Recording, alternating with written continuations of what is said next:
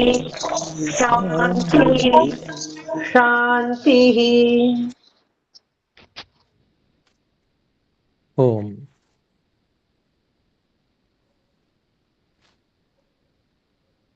आजीवन स्वस्थ कैसे रहें, इस विषय में इस समय में हम बात करते हैं और महर्षि पुनर्वसु आत्रेय जी के आधार पर हम यहाँ पर अनेक रोगों के विषय में, उनके लक्षण, उनकी पूर्व रूप क्या होते हैं इत्यादि के विषय में और उनकी किस प्रकार से हम जो आरंभिक चिकित्सा है वो कर पाएं, उनको कैसे समझ पाएं, जिससे कि हम उन रोगों से बचे रह सकें। तो इसी से संबंधित एक रोग जो राजयक्ष्मा के नाम से कहा जाता है, उसके विषय में हमने काफ़ी सारी बातें की, बहुत सारी औषधियों का विषय भी हमने लिया। तो और भी औषधियां यहाँ पर महर्षि पुनर्वसु आत्रेय जी ने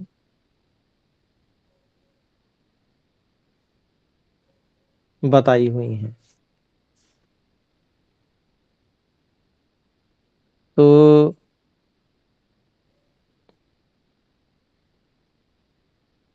इसमें एक लेह हैं, तो जो 4 लेह बताए गए हैं, अर्थात लेह अर्थात जो चटनी होती है उसको, जिसको चाट के खाया जाता है, तो उनके द्रव्य बता दिए गए हैं और लेह उनको मधु और घी के साथ में चाटने के लिए बताया गया है। तो ये जो लेह हैं, श्वास, कास, स्वरभेद, पार्श्वशूल, इनको नष्ट करते हैं। राजयक्ष्मा के जो 11 रूप होते हैं उनमें से ये भी एक है। तो उनके लिए यहाँ पर इसमें पहला जो योग है उसमें पिंड खजूर, पिप्पली, द्राक्षा अर्थात मुनक्का, हरड़, काकड़ा सिंगी, दुरालभा, ये हैं 6 औषधियां।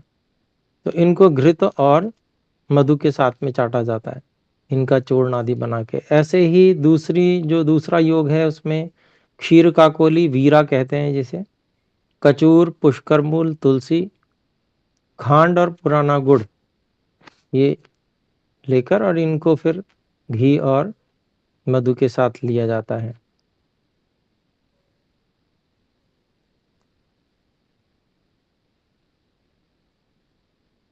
ऐसे ही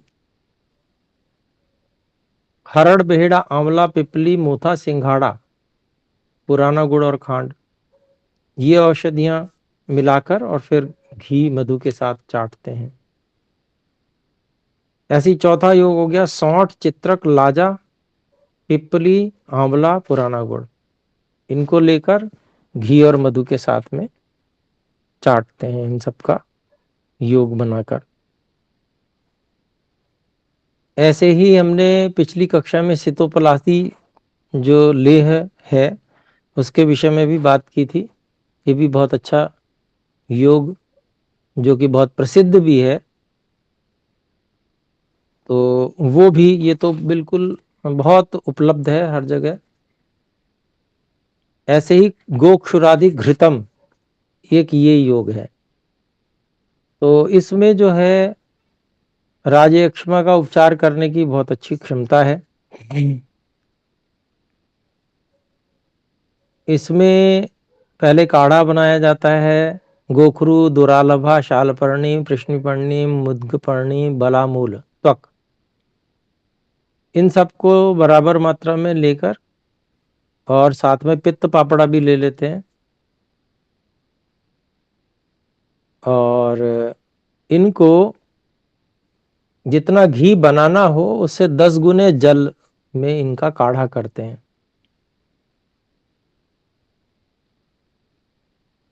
और जब उसका 10वां भाग शेष रह जाए, अर्थात घी के बराबर, तो वो काढ़ा बच जाएगा। उसको, काढ़े को छान लेते हैं वस्त्र से और फिर उसको घी के साथ में उसका घी को सिद्ध करते हैं और ऊपर से कल्क देते हैं, कचूर, पुहकर मूल, पिप्पली, त्रायमाणा, भूमि आंवला, चिरायता, कुटज के फल अर्थात इंद्रजो, अनंत मूल। तो इन को लेकर इनकी चटनी कल्क करके और वो जो बनाया था काढ़ा, उससे घृत को सिद्ध करते हैं और उसमें दूब का भी प्रयोग करते हैं। तो जब यथाविधि पाक हो जाता है तो ऐसा जो घी है ये ज्वर, दाह, भ्रम, कास, अंश, पीड़ा, पार्श्वशूल, शिरेशूल, तृष्णा, छर्दी अर्थात उल्टी, अतिसार, इन सबको नष्ट करने वाला होता है। तो जितने भी ये जो राजयक्षमय में जो आपत्तियां व्यापत्तियां उत्पन्न होती हैं उन सबको ठीक करने वाला है। बहुत सुंदर गोक्षरादि घृत कहा जाता है।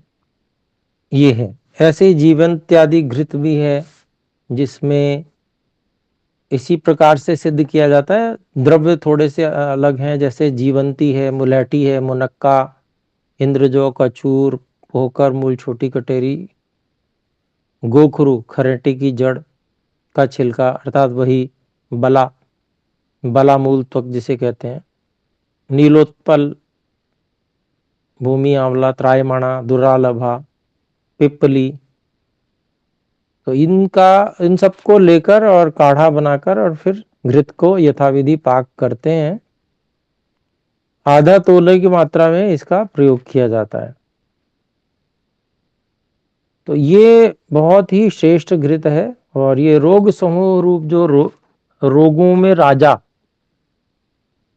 जिसे राजयक्ष्मा कहते हैं, इनके 11 प्रकार के रूपों को ये नष्ट करने वाला, ये भी बहुत अच्छा घृत बताया गया है। ऐसे ही बलादि क्षीर है, क्योंकि बला जो है वो बहुत बलवर्धक औषध है तो इसलिए उसका यहाँ पर प्रयोग है। और इनमें भी प्रयोग जो पीछे घृतों में जो सिद्ध करने वाले, इनमें भी बलामूल त्वक इसका प्रयोग यहाँ पर हमने देखा ही, इसमें भी आ रही है। तो ऐसे बलादि क्षीर एक तैयार किया जाता है। ये भी ज्वर, कास और स्वरभेद को नष्ट करता है। तो इसके लिए जो है कुछ औषधियां, जैसे बलामूल त्वक है, शालपर्णी, कृष्णीपर्णी, बृहति बड़ी कटेरी, ऐसी छोटी कटेरी, इनको बराबर लेकर 8 गुने जल में काढ़ा कर लेते हैं। चतुर्थांश रह जाता है तब उसको छानकर उस काढ़े से जो चौथाई गाय का दूध और दूध से 8वां भाग सौंठ, मुनक्का, पिंड खजूर और गौ का घी और पिप्पली, ये सब मिलाकर और पाक करते हैं इनका। और फिर इसका जो दूध बन जाता है तो उस दूध में ठंडा करके मधु मिलाकर फिर उसका प्रयोग रोगी को कराया जाता है। इससे ज्वर, कास और स्वरभेद ये सब नष्ट होते हैं।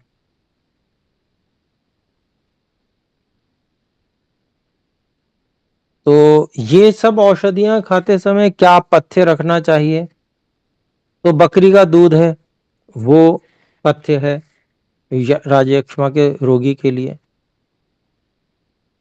ऐसे ही जो विभिन्न रस है, जो कटहल आदि के, ऐसे ही यूष हैं जो होते हैं दाल इत्यादि के, चना, मूंग, मोठ इत्यादि, ऐसे। तो इनका जो है भोजन में प्रयोग किया जाता है। तो ये पथ्य हैं।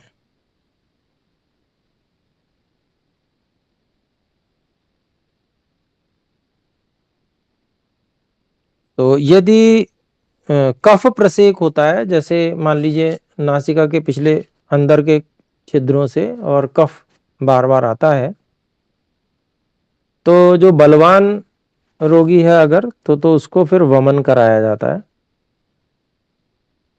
और उसमें मदन फल से युक्त जो मीठा दूध है या और भी जो वमनीय द्रव्य हैं उनसे सिद्ध की गई जो ऐसे घृतयुक्त यवागु है उसको सेवन कराया जाता है, फिर उस के प्रभाव से वमन होता है। वो सारे के सारे कफ के स्थानों से खींचकर कफ को आमाशय में लेके आता है और फिर वमन होता है। तो ये तो बलवान व्यक्ति के लिए है। और फिर जब वमन हो जाए तो उसके बाद में दीपन द्रव्यों से युक्त लघु अन्न खिलाया जाता है। आहार काल में धीरे धीरे अग्नि को बलवान बनाया जाता है, तो फिर ये समस्या खत्म हो जाती है।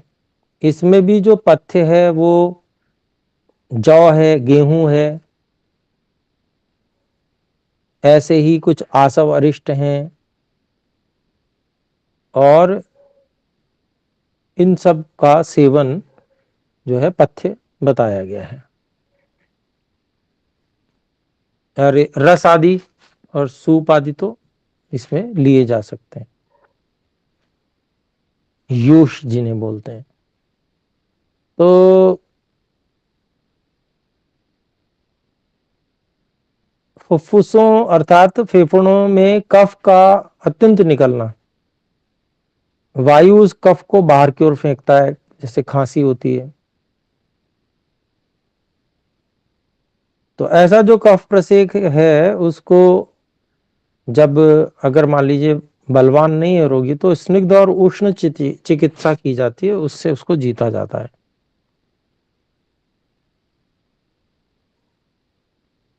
उल्टी होने की समस्या होती है तो उसमें भी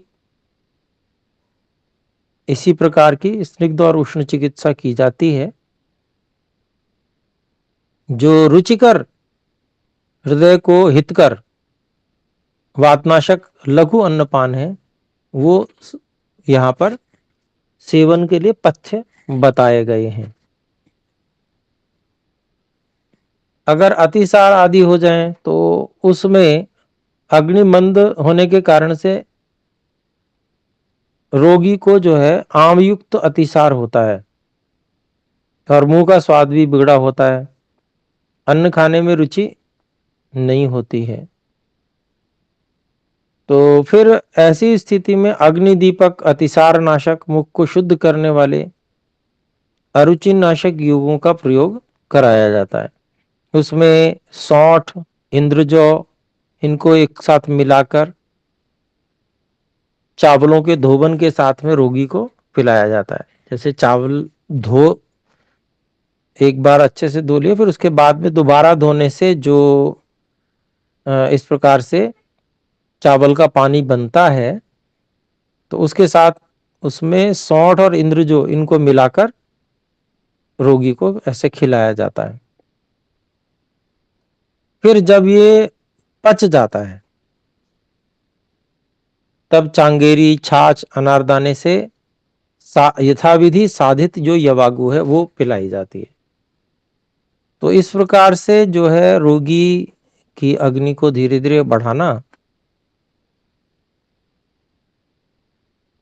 इससे अतिसार भी बंद हो जाएगा और अग्नि भी प्रदीप्त होगी। सौंठ, इंद्रजौ और चावल के धोवन को मिलाकर पिलाने से।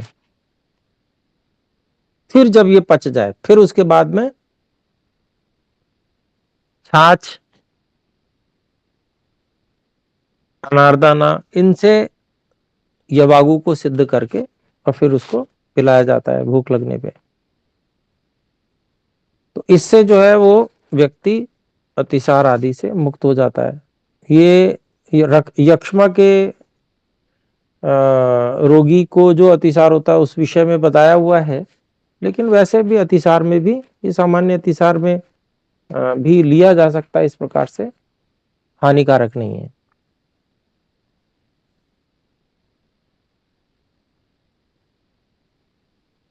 और भी कुछ योग बता रहे हैं इस प्रकार के अतिसार के लिए। पाढ़, बेलगिरी, अजवाइन, इनको सम परिमाण में मिलाकर उसके चूर्ण को छाछ के साथ पिलाया जाता है, 2-2 माशा। एक तो ये योग हो गया। दूसरा एक योग दुरालभा, अदरक, पाढ़, इनको सम परिमाण में मिलाकर 2 माशे की मात्रा में और आसव के साथ में रोगी को पिलाया जाता है। तो इससे भी इसमें लाभ मिलता है। ऐसे ही जो यक्ष्मा के रोगी क्योंकि उसको अतिसार बिल्कुल भी अनुकूल नहीं है, अगर अधिक अतिसार हो जाए तो मृत्यु ही हो जाती है यक्ष्मा के रोगी की। इसलिए ये विशेष यहाँ पर बहुत सारे और भी योग दिए गए हैं कि भाई किसी भी तरह से इसको ठीक किया जाए। इसमें एक योग दे रखा है जम्बवादी चूर्ण का। तो जाबुन के बीज, आम की गुठली, बेलगिरी, कैथ, सौंठ, ये सब बराबर की मात्रा में इनको ले लेते हैं। इनका चूर्ण करके और मांड के साथ में पिलाया जाता है या पेय के साथ में इसको चूर्ण को पिला दिया जाता है, तो उससे भी अतिसार रुक जाता है। ये सब महर्षि पुनर्वसु आत्रेय जी के बताए सब योग हैं। और इसके अलावा पाढ़ आदि जो 3 योग अभी हमने बात की थी, उन योगों से खड़यूष बनाकर रोगी को दिया जाता है।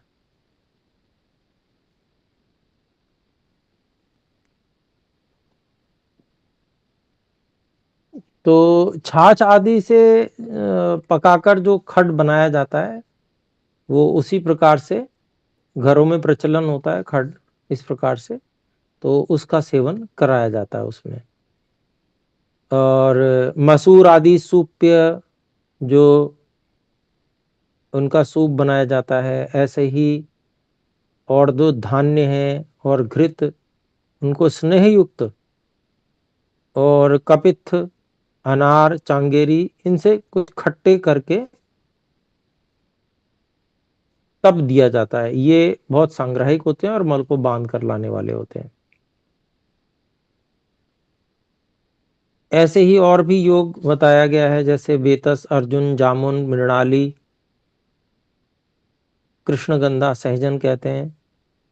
ऐसे गंभारी, दमयंती, जूही, यूथिका कहते हैं, बिजौरा, मातुलुंग और धातकी और अनार।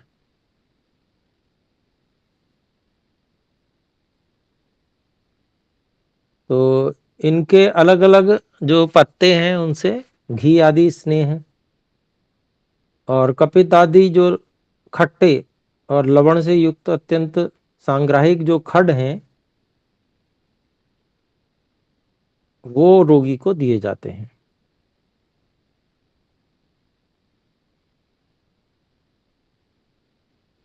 तो एक ये हो गया। ऐसे ही और भी बता रहे हैं, जैसे चांगेरी, इमली, दुग्धिका, इनसे अलग अलग जो दही का ऊपर का स्निग्ध भाग जो होता है, मलाई दही की, वो घी और अनारदाना और अनार के रस से युक्त करके फिर खड दिया जाता है।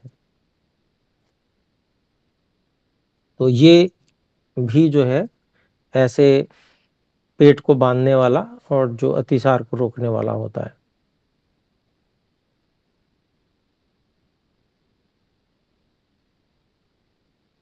खाने में लाल शाली जो है वो बहुत उत्तम रहते हैं। ऐसे ही जो भी रस इत्यादि दिए जाते हैं उसमें बेलगिरी आदि से युक्त करके प्रस्तुत किया जाता है रोगी के लिए। पीने के लिए शालपर्णी, कृष्णिपर्णी, बृहति, कंटकारी और गोखरू, ये जो क्षुद्र पंचमूल है, इससे षडंग पानी युक्त परिभाषा के अनुसार सिद्ध किया गया जल दिया जाता है। या छाछ, सिरका युक्त जो ऐसा आसव इत्यादि, या अनार का जूस, ये दिया जाता है। तो जो उपलब्ध हो, छाछ उपलब्ध है तो बहुत अच्छा है, अथवा अनार का जूस ही दे दिया जाए। तो जैसा जो उपलब्ध हो सरलता से उसको दे दिया जाता है। अगर क्षुद्र पंचमूल का षडंग पानी युक्त परिभाषा के अनुसार सिद्ध किया जल, अगर ये बनने की व्यवस्था है तो उसका प्रयोग करा देते हैं। तो ऐसी जो है व्यवस्था राजयक्ष्मा के रोगी को अतिसार की अवस्था में, अतिसार रोकना बहुत आवश्यक है, क्योंकि जब अतिसार हो के फिर रोगी ही नहीं रहेगा तो फिर रोगी क्या रहेगा, फिर तो रोगी ही नहीं रहा तो कोई लाभ नहीं है। तो पहले रोगी का जीवन बचाना आवश्यक है। इस दृष्टि से वहां पर जो अतिसार रोकने की बात है, सामान्य रूप से अतिसार को रोका नहीं जाता है, लेकिन राजयक्ष्मा में तो बहुत आवश्यक है।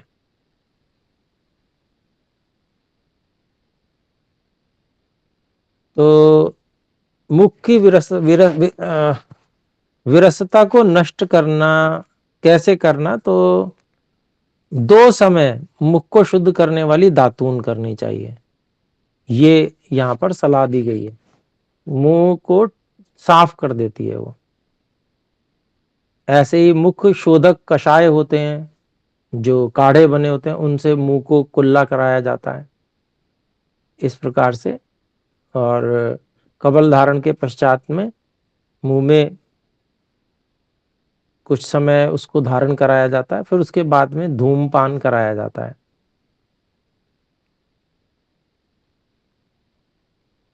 और फिर उसके बाद में दीपन पाचन स्वच्छ औषध और मन को हितकर और अच्छा लगने वाला रुचिकर इस प्रकार का अन्नपान का सेवन कराया जाता है। तो उससे मुख शुद्ध हो जाता है, विरसता नष्ट हो जाती है, रुचि बढ़ती है। और मुख को शुद्ध करने के लिए ये 5 योग भी महर्षि पुनर्वसु आत्रेय जी ने बताए हैं, इनकी हम बात करते हैं। पहला जो योग है उसमें दालचीनी, मोथा, इलायची और धनिया, ये 4 चीजें हैं। और दूसरा जो योग है उसमें मोथा, आंवला, दालचीनी, ये 3 चीजें हैं। तीसरे योग में है दारू, हल्दी, दालचीनी और अजवाइन, इन सब के चूर्ण बना लिए जाते हैं कूट पीस के।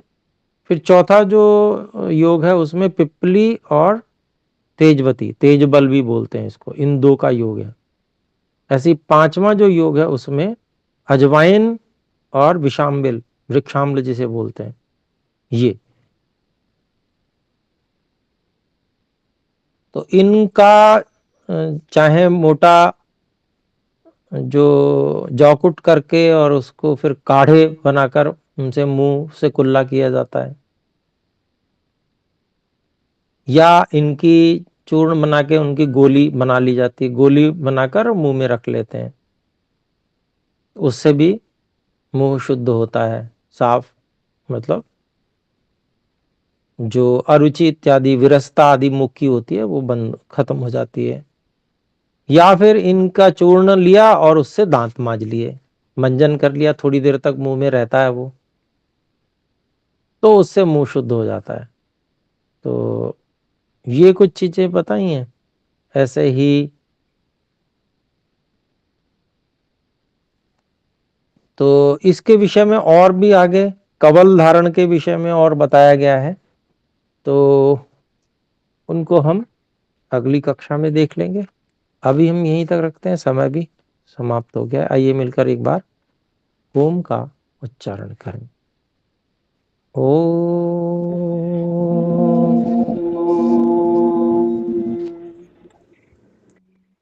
सभी को सादर नमस्ते जी। नमस्ते आचार्य। नमस्ते।